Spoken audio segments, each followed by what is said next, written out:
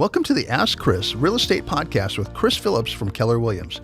A successful 20-year veteran in the Middle Tennessee real estate market with over 100 5-star reviews, Chris is known for his knowledge and integrity. Whether you're buying, selling, investing, or just curious, his insight will guide you along the way. Welcome here to L&L Contractors. We want to give them a big shout out and thank them for allowing us to have this podcast here in their studio. If you're looking for any roofer or siding needs, these guys can take care of you. They've been here in Tennessee for 20 plus years. I highly recommend them. So today we're going to talk about home inspections 101. Like, why are we doing home inspections? Should we do a home inspection? We're going to talk about what to look for in the home inspections, what we should be concerned about when we get the home inspection report, and why why are these items on here and what do they mean? So let's get into it. So first we're going to talk about, you've got your house under contract. I have written, or another real estate has made it contingent on a home inspection, and that home inspection has to be done in a certain days under the binding agreement date. So here in Tennessee, it's a buyer beware state. So basically the seller is responsible to give you all the information they know about the property, but it's still buyer beware, okay? Which means that the buyer has to make due diligence and investigate and look for the things that are important to him or her. So what is a home inspection going to do for me? Well, first of all, we need to order that home inspection as soon as we go under a binding agreement. So most of the time, that's a 7 to 10 day window that we have to do our home inspection, to do our due diligence, which means if we want to investigate the condition of the roof or the crawl space or the windows, then we need to do that in that 7 to 10 day period, depending on how many days we've put in there that we're going to have that due diligence period. And this is basically that time where you're allowed to inspect the property. And at the end of that inspection, if you decide you don't want to move forward, this is the one area where the buyer is able to request their earnest money back and walk away from the deal. So it's important. This inspection is one of the most crucial things that you can do as a buyer when you're buying a home. And let me tell you, whether it's new construction or existing homes, you want to do a home inspection. Even if you're paying cash and you're not financing this house and you're going to totally remodel it, you still need to have a third party put another set of eyes on it and look at it from their lens and not yours. So let's go into what we're going to be doing in this home inspection. The home inspector is going to be licensed by the state of Tennessee, and that home inspector is going to come out to the property, and they're going to be looking at things like opening and closing doors, opening and closing windows. They're going to check the plug outlets to make sure they're working properly. They're going to check the appliances to make sure they're working. They're going to inspect the roof. They're going to inspect the crawl space, the flooring. They're going to look for abnormalities that can appear to the visible eye, and they're going to note those on a report. And they're going to send you that report after they do the home inspection. Now, the home inspection is a buyer's responsibility, which means the buyer pays for this out of their pocket.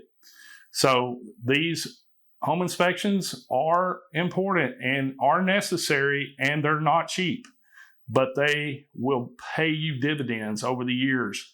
It will not only tell you what you need to worry about down the road, but it might alert you to some things that you didn't know existed, and the seller might not have known had existed.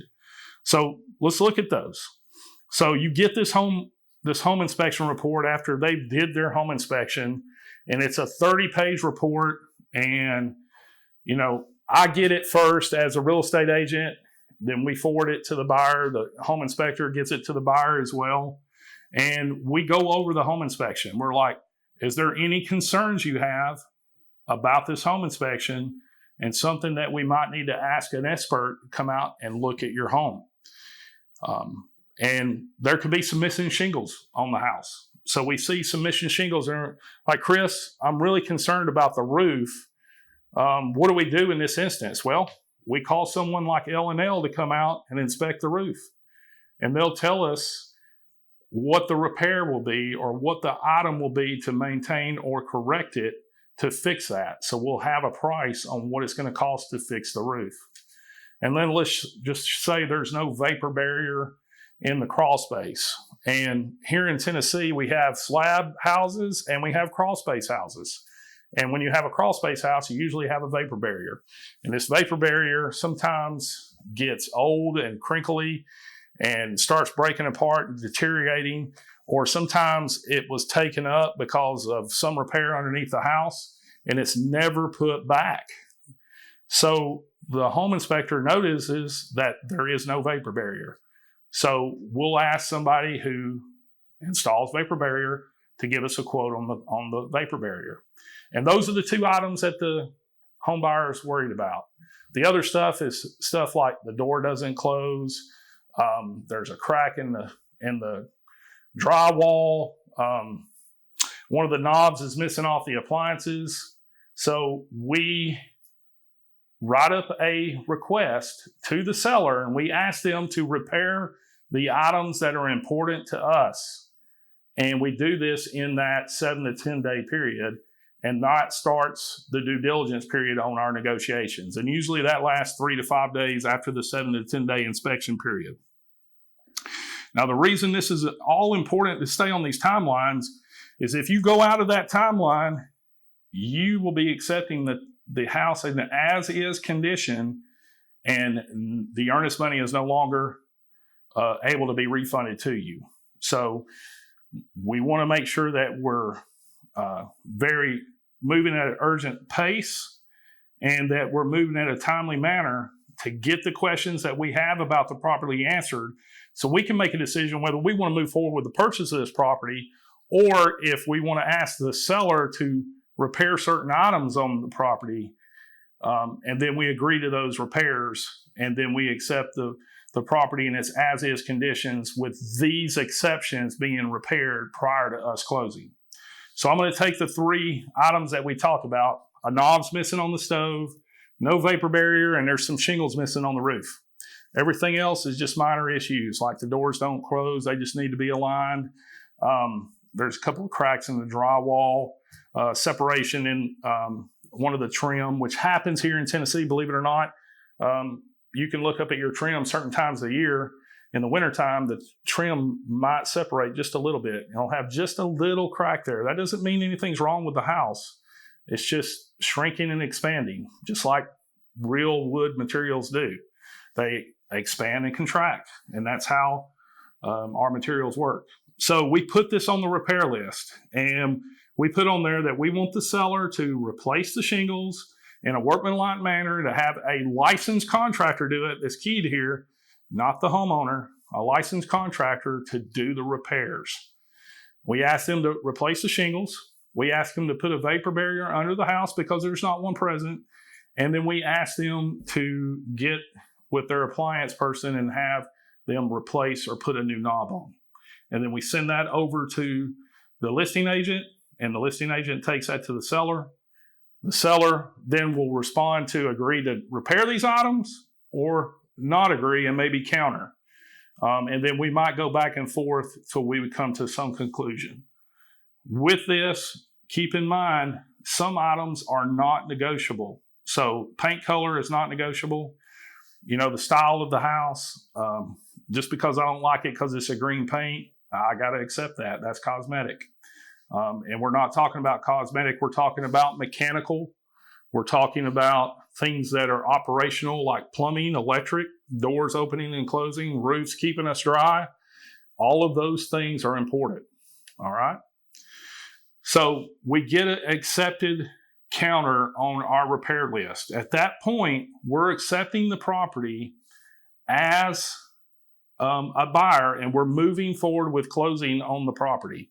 So we are now leaving the home inspection contingency period, and we're agreeing that as long as the seller does these 3 repairs, and he does them prior to us closing so that we can inspect them, and he sends us the receipts, then we're going to accept the rest of the property in an as-is condition.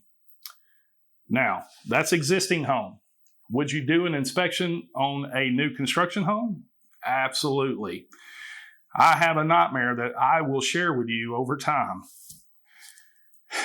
I became the best real estate agent in new construction because of a personal experience I had. I had a new construction house that I bought. It was built very poorly. We had to bring out a inspector to look at the property. We had to bring out experts in structural engineers. We had to bring out people who were construction experts on this house. And Kelly and I had to walk away from a new construction home because the builder refused to do the repairs on the house. It was an awful nightmare. We worked for 6 months building the house of our dreams, only at the end of that 6 months to have to walk away from the deal because the home was not done under the proper way that it should have been done structurally.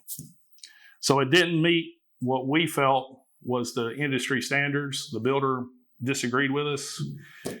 We went our separate ways. We got our owner's money back, and we went down the street and bought an existing home. Because of that, it taught me a valuable lesson that it's very important to do an inspection when it comes to new construction as well. Just because it's new doesn't mean it's built right. So you always want to have a third party look at it. If you have any other questions about home inspections, guys, get with me. Email me at christopherphillips@kw.com, or you can reach out to me through Facebook or Instagram and message me. Kelly and I would love to hear from you, and we look forward to talking to you soon. For answers to all your real estate questions, ask Chris at the Phillips Group, Murfreesboro, Tennessee.